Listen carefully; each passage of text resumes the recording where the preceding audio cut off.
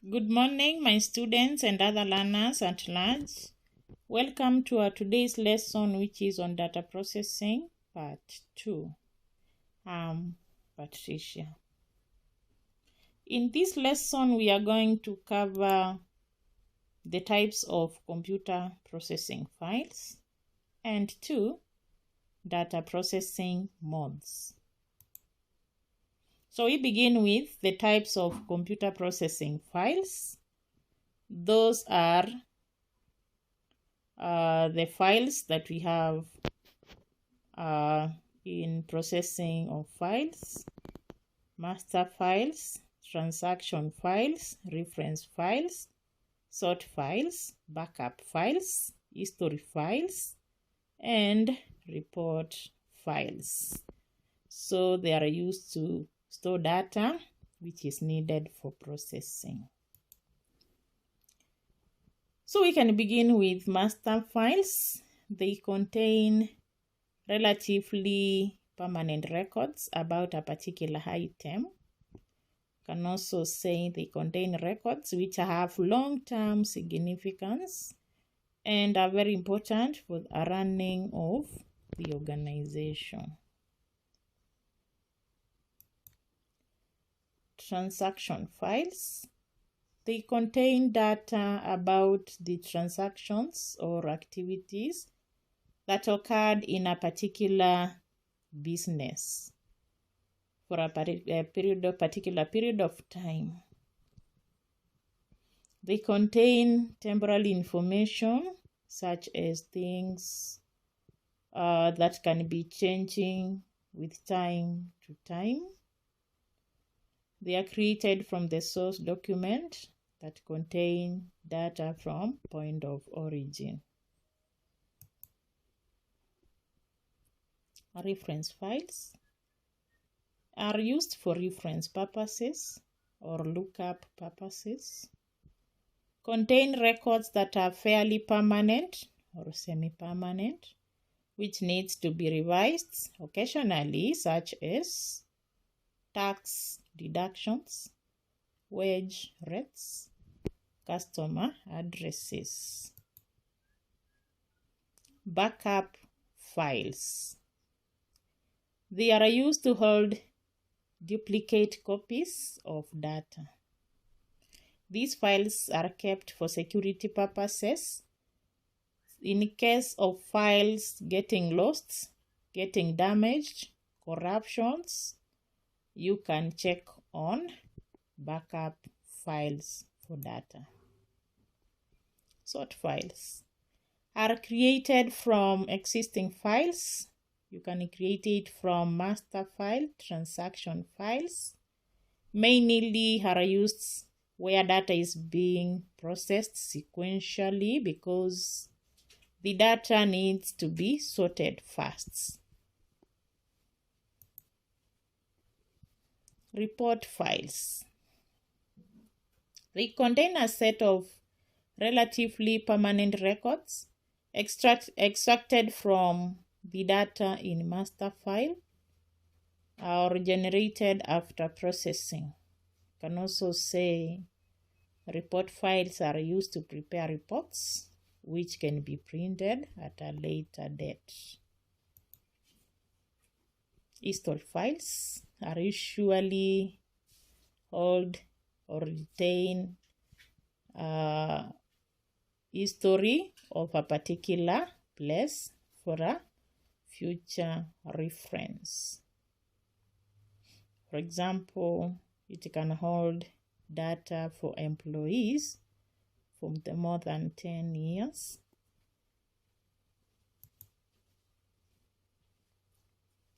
So we have the file organization methods. We have 4: random, serial, sequential, and indexed sequential. We begin with random file organization. In this, the records are stored in the file randomly. There is no particular order. This implies that there is no relationship between two adjacent records. For example, you have a diagram there. record 2, which is K1, record 3, K3, record 8, K8, record 92, K92. So you see between those two adjacent records like 8 and 92, there is no order. That explains there is no order. Even we have record 1 being the last one and record 2 being the first one. So they are just stored randomly. Advantages of this: the records are accessed quickly, files are easily updated, methods does not require the use of indexes, and so on. Disadvantages: data may be accidentally erased. Random files are less efficient in the use of storage space. It is expensive. Expensive hardware and software resources are required for this. Then we have it's relatively complex, and it's based on random file organization, which is costly and complex. Serial file organization: in this, records in a file are stored one after the other in the order they came into the file, without any particular sequence. And also when you want to access them, you access using serial method. So you can see that example there.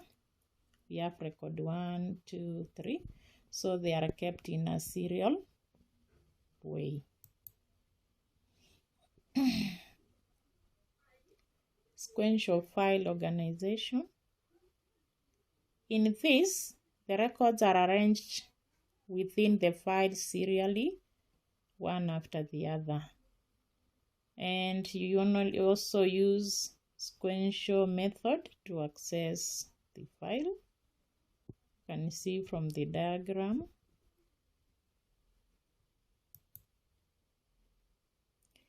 Advantages of this: we have simple and easy to understand. It's easy to organize and maintain. It's efficient and economically relatively inexpensive. Errors in the file remain localized. Disadvantages: the transactions must be sorted in the sequence of the master file. Then we also have data redundancy or idleness is high. 3. Random inquiries are difficult to handle.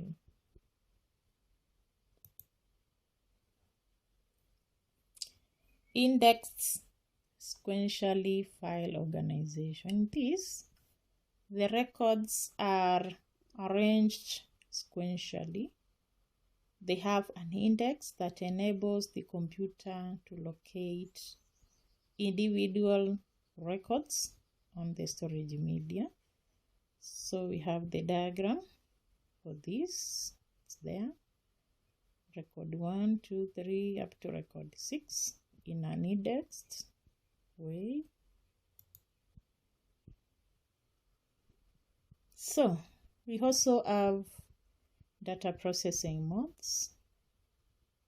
We have batch processing, online processing, real-time processing, time sharing processing, multiprogramming, multiprocessing, distributed, and interactive processing. So those are the methods that are used in data processing. So we can begin with batch processing.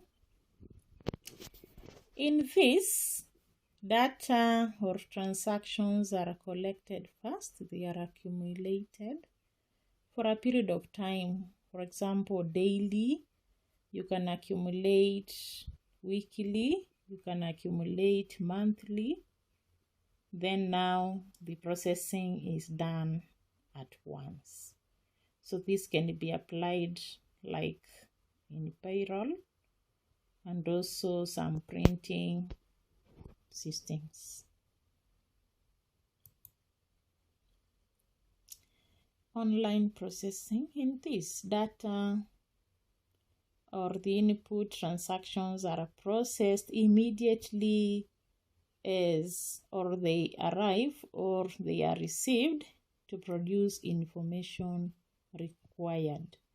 Where can this be applied? 1. Bank, stock exchange, stock control, in industries and supermarkets.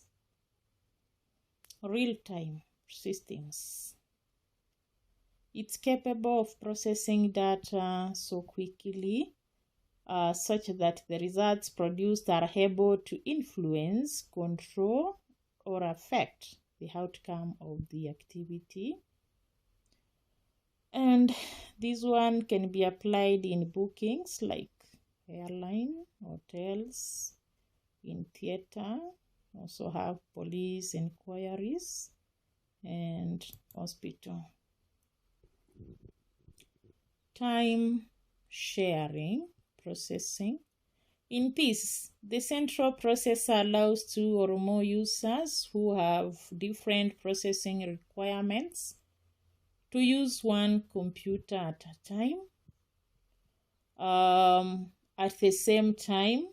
So the CPU time is divided equally amongst the users, and in this we normally call it time slice, which is just a brief period given or sliced to the user to allow them share the CPU. Multiprogramming, you can also call it multitasking, refers to a type of processing where more than one program residing in the computer memory are executed concurrently by a single processor. In this system, allows the user to run 2 or more programs, of which are in the computer main memory at the same time. Distributed data processing. It refers to dividing of processing tasks among 2 or more computers that are located on physical separate sites but connected by data transmission media. In this, if it's an organization, the data can be divided amongst the departments to process it. Interactive processing. It occurs if the computer and the terminal user can communicate with each other, allows two-way communication between the user and the computer. Multiprocessing refers to the processing of more than one task at the same time on different processors of the same computer. So in this, a computer may have 2 or more independent processors which work together in a coordinated manner and share the same computer memory. So thank you so much for being my student, and remember to subscribe if you had not subscribed. Thank you.